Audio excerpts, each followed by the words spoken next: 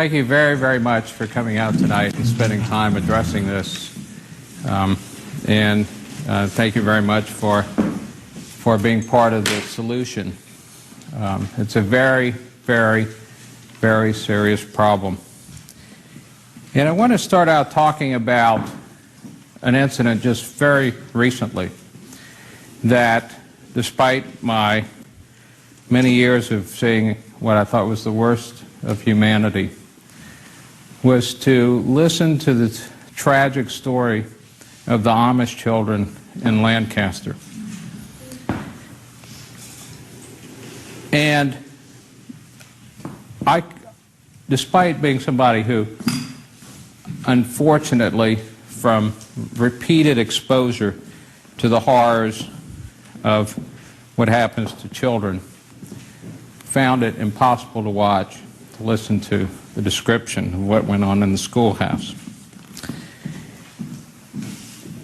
And I think there are several important things that we need to take away from that experience that we can use, hopefully, to protect lots of other kids who are being victimized. And it is an amazing scene. The contradiction, the paradox between the father who kissed his wife goodbye that morning and took his own kids to school and dropped them off and acted perfectly normal on his way to the schoolhouse, where he brought rope, nails, boards, and KY jelly to act out what I think is probably the most evil plot that could be perpetrated on innocent children. And the notion that this man, who was in every conceivable way, to every outsider who observed him with his children, was the ideal family man,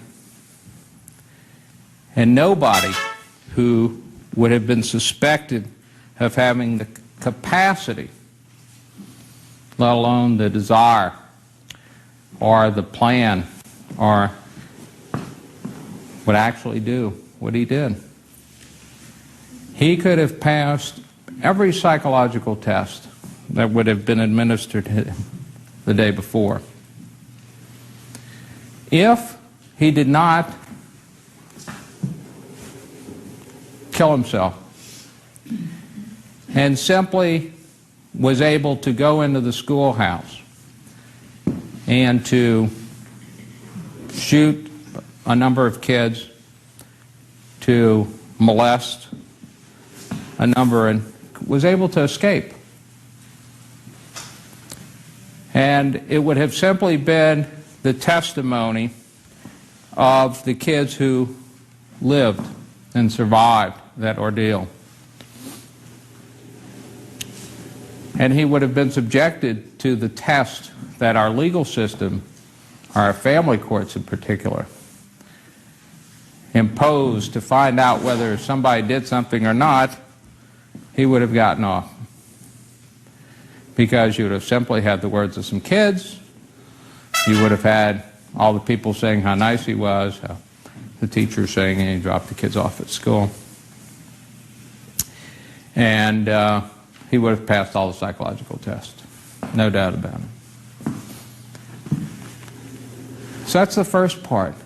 These things that we use in our court system, our family court system every day, to figure out the truth in these cases, don't work. The second thing about this situation, and I'm so troubled by that event, I don't even recall the man's name, was that he talked about having molested his nieces when they were much younger. And it's very interesting to see how the media reacted to that, because those two girls are now adults, and they don't remember, they don't recall being molested by him. And the way the media interpreted that was by saying, well, must not be true, because they don't recall that, or, you know, would cast doubt on what he said his motive was. When in fact that was simply the act of repression of traumatic events by young kids. It's a phenomenon that occurs all the time. So hopefully those little girls, that something positive will come of their plight. I do a lot of training with psychologists, psychiatrists, and I tell them, you know, in custody evaluations, I said, suppose the Nuremberg War Crimes Tribunal would function as a family court. How would it have been handled? Now, the War Crimes Tribunal, which was put together by the nations of the world after World War II to deal with the Holocaust, heard testimony from witnesses, there were documents, there were pictures, there were films, there were handwriting experts who verified different people's signatures on orders to slaughter people. That's how you determine facts. If it had been in the family court, a psychologist would have been appointed to evaluate the Nazis and the Jews. And the report would have read something like this. The Nazis were well dressed, they were on time, they were punctual, they were very pleasant. They talked about their kids going to schools, and they sang around the tree and sang Christmas carols. And that they talked about, they didn't understand why they were being falsely accused by the Jews, because they had built these places for the Jews to live and work. And that they, you know, they couldn't understand the whole situation. They, you know, the Jews had always caused trouble, and, you know, they were malicious, etc. And they interviewed the Jews, and the Jews were angry, very angry. Oh, said all kind of things about the Nazis. Couldn't even say one nice thing. They were asked, tell us 3 things about the Nazis, couldn't come up with one thing. They accused the Nazis of all sorts of unthinkable, horrible things. Didn't want to be with the Nazis. Said, you know, why don't we have a meeting where we get you all together and see if we can talk about this, work this out? No, they didn't want to do that. They were all scattered, they were upset, they were hysterical. So the only conclusion was that this was a case of Nazi alienation syndrome. And I do this with psychologists and custody evaluators, and there is silence. Because they say, that's what we do. That's what we do. You know, you give a test, you could have given a psychological test, the MMPI, the Munich Multiphasic Personality Inventory, and there would have been levels of paranoia. You know, they thought the Jews said the Nazis were out to get them. You know, and that's what this whole thing is. You know, the big problem is if there would have been levels of paranoia. You know, they thought the Jews said the Nazis were out to get them. You know, and that's what this whole thing is. You know, the big problem is the family court doesn't function as a court anymore. It's not interested in facts. It's interested in everybody getting along, everybody working things out. Now, in the vast majority of cases where there's divorce and custody, absolutely. If I ran the world, and I keep petitioning, I can't figure out who to petition to yet, to see who will give me that authority. But in the vast majority of custody cases, there would be no coming to the judge to work out nonsense. You go and you sit in a room and you work it out. You know, is it going to be which holiday to what time to this part? How's the summer going to be split? You know, whatever. Who needs a judge to decide that? What does that have to do with judging? I don't know. It's somebody to make a decision because we have that option that you can go to court and do that because people don't know or don't believe that they have the power to do that themselves, and etc. However, in the case of abuse, domestic violence, addictions,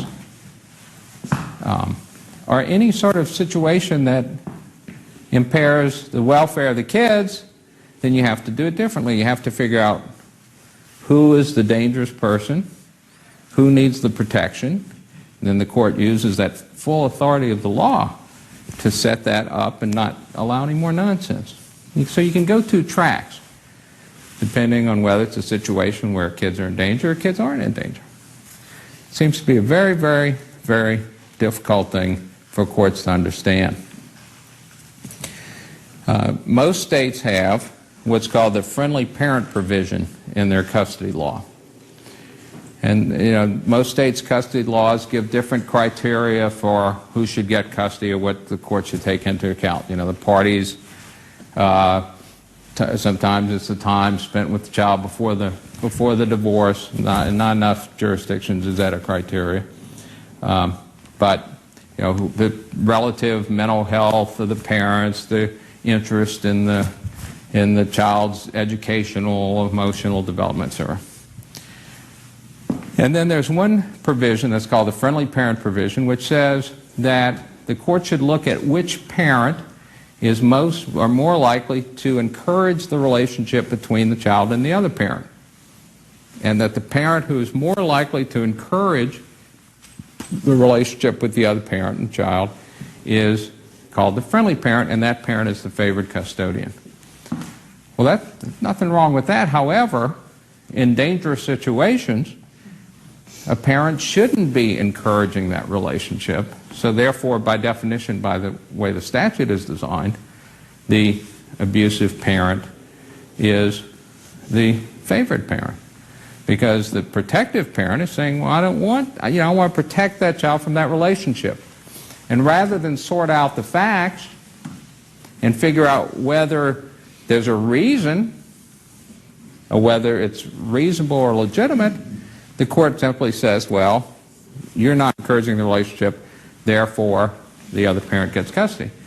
And I can assure you that the abusive parent knows that rule, and the abusive parent is always saying, oh yes, I want the child to have, but at the same time, you know, the abusive parent is out to make sure that the child has no relationship. So there are those things. Now, the other frustrating thing that I find with courts is, and you heard a lot of this in the film clips, is you really have to understand the mind of these abusers.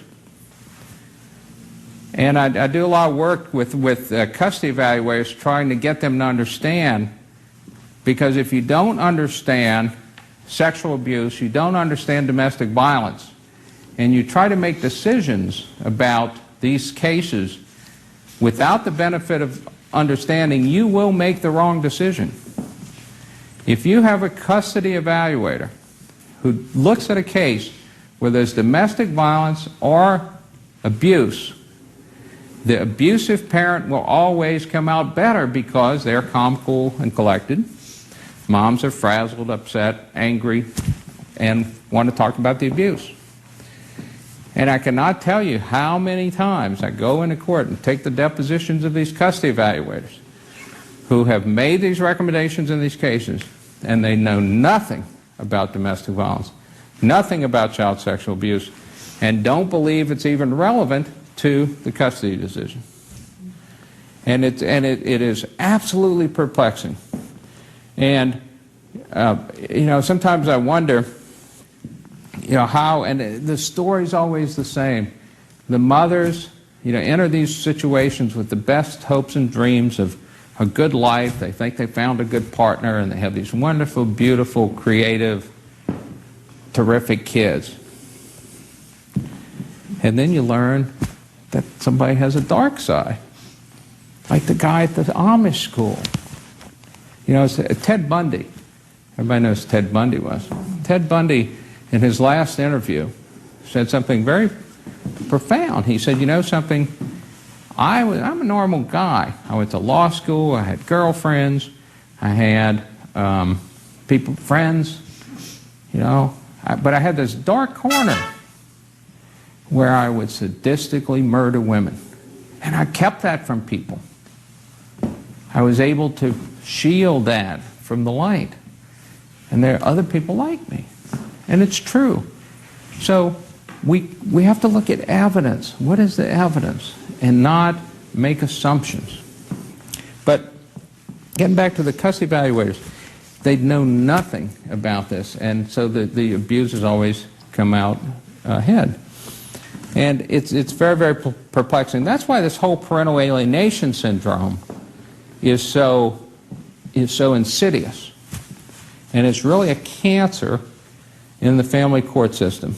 And if you get this month's copy, the November copy of Oprah magazine, O magazine, and I think there's some good pumpkin recipes in there, and some good dressing, turkey, some kind of turkey thing.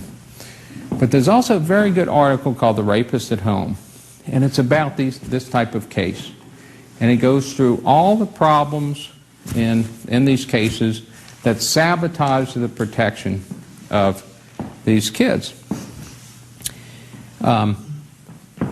And it talks about the custody evaluators. It talks about the guardians ad litem. Now, the guardians ad litem are, again, and that's why this whole system is so, if you come into this system as a law-abiding parent, and a lot of these moms who are so viciously attacked in the family court system are the assertive, competent, professional women who the courts view and the guardians ad litem view as uppity. How dare you challenge you? You do what we tell you, and if you don't like it, we punish you. But they come into the system, and they have heard, and you heard how Kathy in Small Justice said, I see these brochures everywhere I go that say what should you do if your child's being abused, or what should you do if you're a victim of domestic violence. So you come and you do these things. A lot of these moms never had a traffic ticket, never did anything. Always, in every other part of their lives, successes.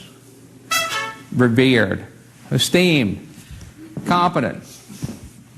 So when they find themselves in a situation and they do what everybody says you're supposed to do when your child is in danger, it's you vindictive bitch, you don't want the child to have a relationship with the father. Damned if you do, damned if you don't. If you stay in the relationship, don't protect your kids, as you heard Judge Gothard say, going to take the kids away from you for failure to protect. If you do act, then you're going to lose custody because you don't want the child to have a relationship with the father. You're vindictive. So these moms go into these situations for the first time. They're involved with this legal system. For the first time, they're involved with this legal system. That is insane. Insane. And they confront the family court bar. Now, I've written a lot about guardians ad litem, and I've written a lot about the family court bar, that being the group of attorneys who perpetually represent people in family court. And because of what I write, although I get a lot of invitations to speak, and an award here and there, doesn't come from those folks, okay? Because I have described the family court bar as a cabal and a cartel.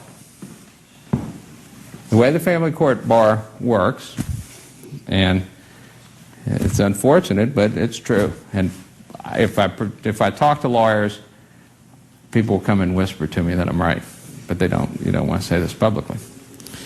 The whole idea of the family court bar, for the most part, is to get out by 2:30 in the afternoon. It's for things to get worked out. It's for things to get mediated. You know, if I'm a family court lawyer and I'm going to the family court every day, cardinal rule is don't piss off the judge, okay? And I often wonder, you know, how many people went to the electric chair who were innocent because their lawyer didn't want to piss off the judge. And when I train law students and lawyers, I always tell them something. I said, you know, when I first started practicing law, I made myself a promise. I said, if I ever have to do anything as a lawyer, that means I never practice law again, but it's the right thing to do, then I'm going to do it. And I tell you, it's incredibly liberating because you don't have to worry about it anymore. You know, it's just, okay, I'm going to do it and I'll find something else to do. And being from Louisiana, I can have a cooking show.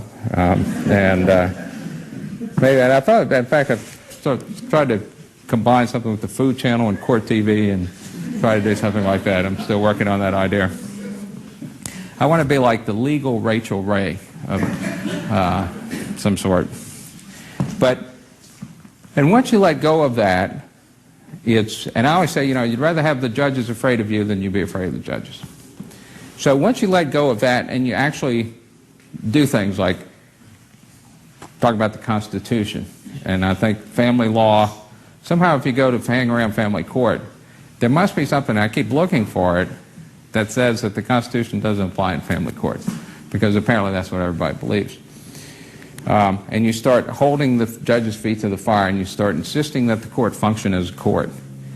And, you know, you're not real popular, but that's what has to be done.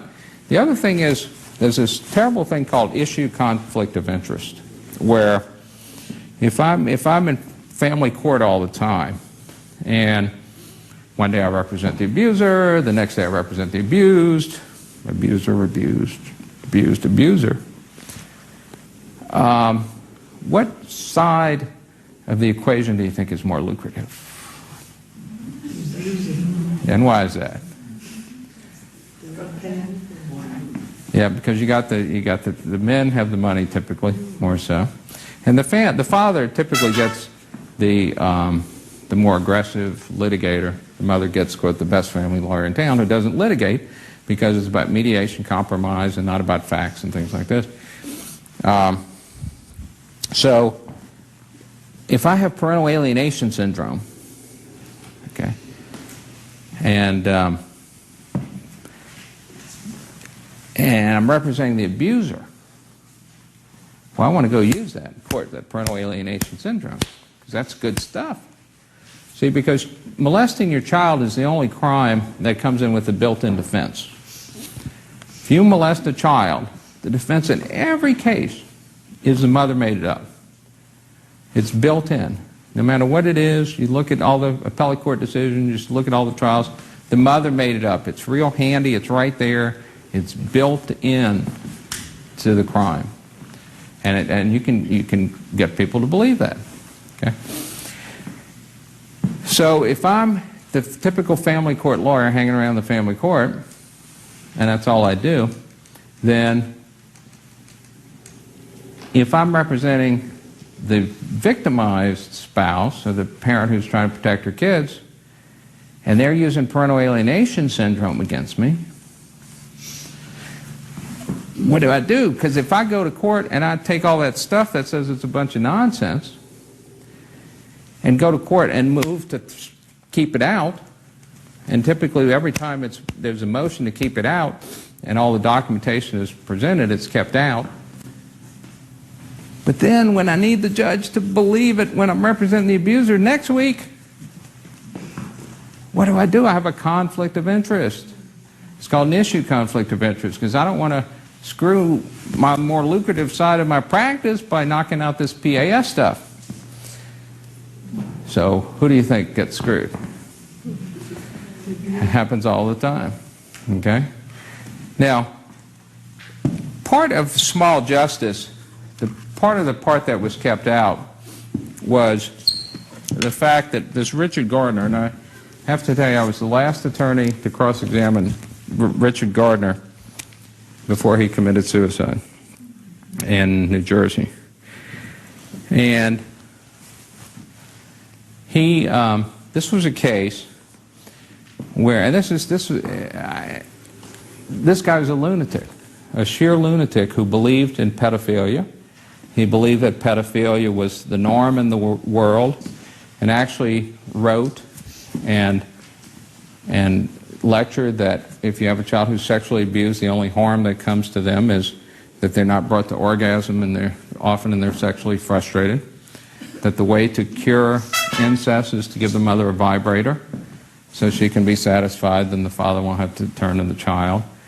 He also says that you should teach children who have been sexually abused that unfortunately they've been born in the United States where this is looked down upon, and if they were born in the rest of the world, they'd be like everybody else and it wouldn't be a big deal. And that if you're treating a man who's been caught molesting a child, you have to tell him that, again, unfortunately, he's been born in the United States, where we're very down on all this sort of stuff. He also says isn't it curious that the Jews are the only ones who are against incest? Just crazy, crazy stuff. And I just picked up one of the books that's up here, Sex Abuse Hysteria, the Salem Witch Trials, and wanted to read you a couple of Gardner's quotes here. It's very interesting what he says about guardians ad litem, the attorneys who are supposed to represent the kids. Very, very bad situation. And the Law Review article I wrote calling for the abolition of the guardians ad litem, and I think this is why I don't get a lot of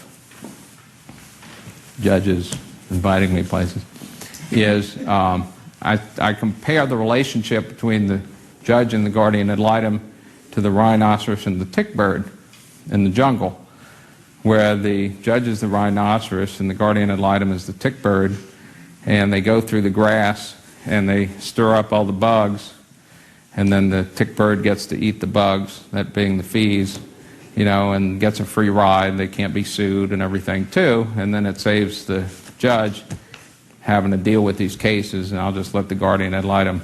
It's a very symbiotic relationship. I don't know.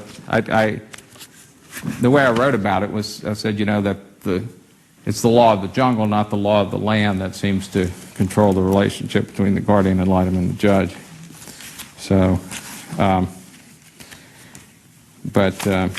Gardner here writes, what he writes about the guardian ad litem is the guardian ad litem has to forget everything he or she learned in law school and has to actually advocate contrary to what the child wants because of the special magic of parental alienation syndrome.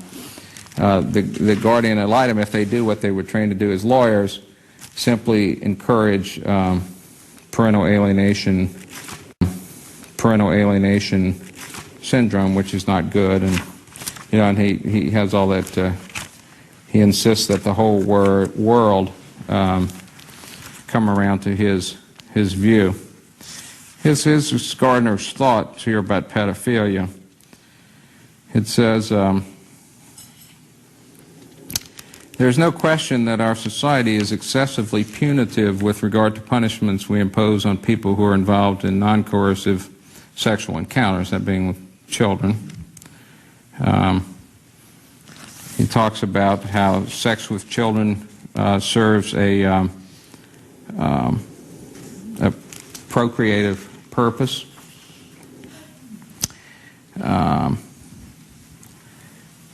He says, however, we have to develop much more pity than scorn for the pedophile. He says, our hormones know nothing about the incest taboo, therefore intrafamilial sexual abuse is probably universal. As mentioned, all of us are polymorphous perverse as infants, and there's a bit of pedophilia in every one of us. There's no question that an extremely common reaction to the accused pedophile is, there but for the grace of God go I. And these sorts of pro-pedophile themes are in all of his writings, in all of his self-published works. But the case in New Jersey I had, it was a man who was shaving his daughter's, 6-year-old daughter's legs every time he had her for a visit. He had a paraphilia that involved shaving. And what Gardner proposed, and this is how crazy this guy was, Gardner proposed that both the father and the mother appoint a committee of 3 people to examine the child's legs before the child went to the father. And it was in New Jersey in the wintertime, so she had to wear a skirt, even though she'd freeze, so that the committee could study her legs and rate the amount of hair between 1 and 5, and they had to come to a consensus.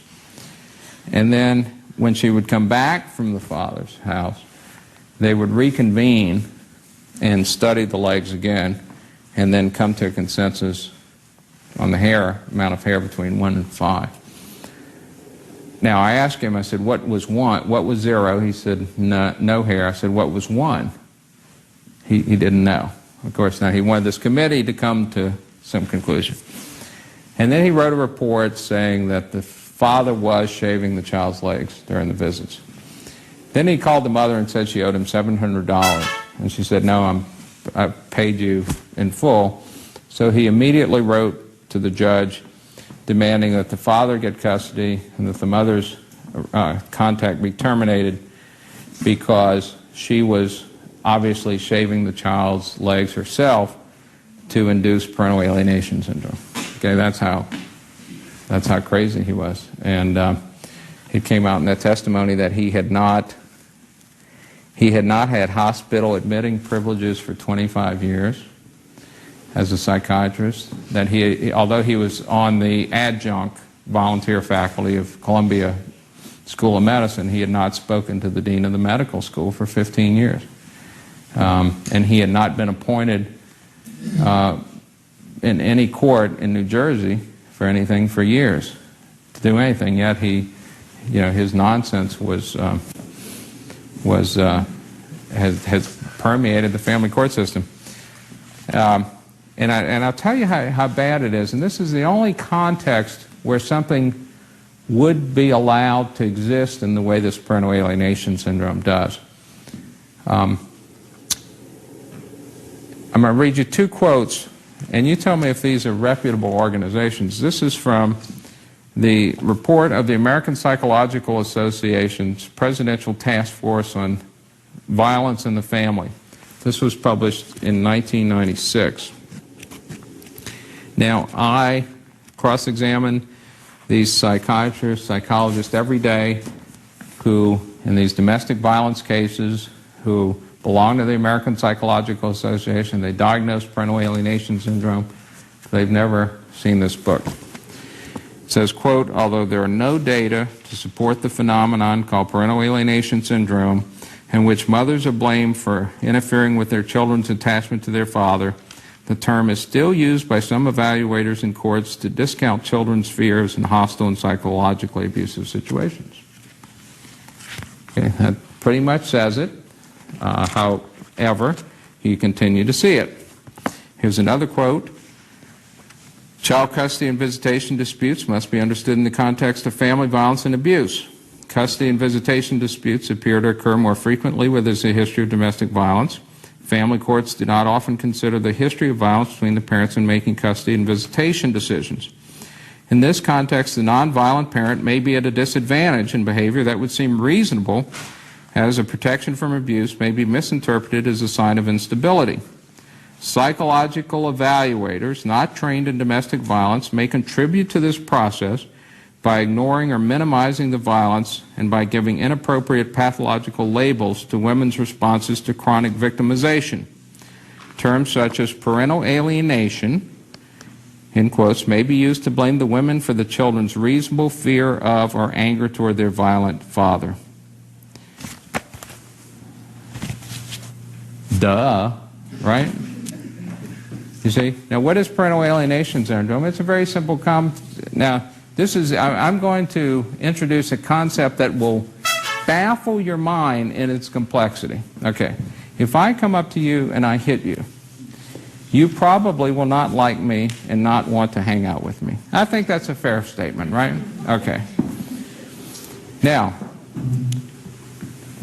if you are a Gardnerian, trained in the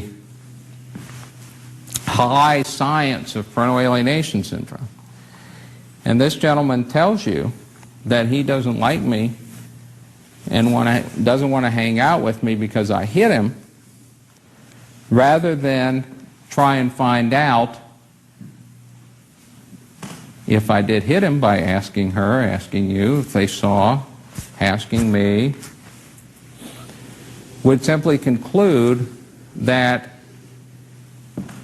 he is suffering from the lawyer-speaker alienation syndrome, and the proper treatment for this would he'd have to come live with me. Okay? Now, that's what it is. That's it in a nutshell. Okay? And that's the nonsense that we see over and over and over again. Now, you would think that a judge would respect the National Council of Juvenile and Family Court Judges. If you are a juvenile and family court judges, and there's the National Council of Juvenile and Family Court Judges and the State Justice Institute, you would think, these people might be somebody I might want to listen to. Maybe they have something to say that might be worth listening to. This is from a book put out by the National Council of Juvenile and Family Court Judges in 2004 and then revised in 2006, called Navigating Custody and Visitation Evaluations in Cases with Domestic Violence, a Judge's Guide. This is what it says. And this is so common sense. And the real experts in all this are the moms and the moms' friends. It amazes me how I get involved in these cases, and people who have never been drawn into the psychological arena are experts and understand things that the PhDs and the MDs and the judges just can't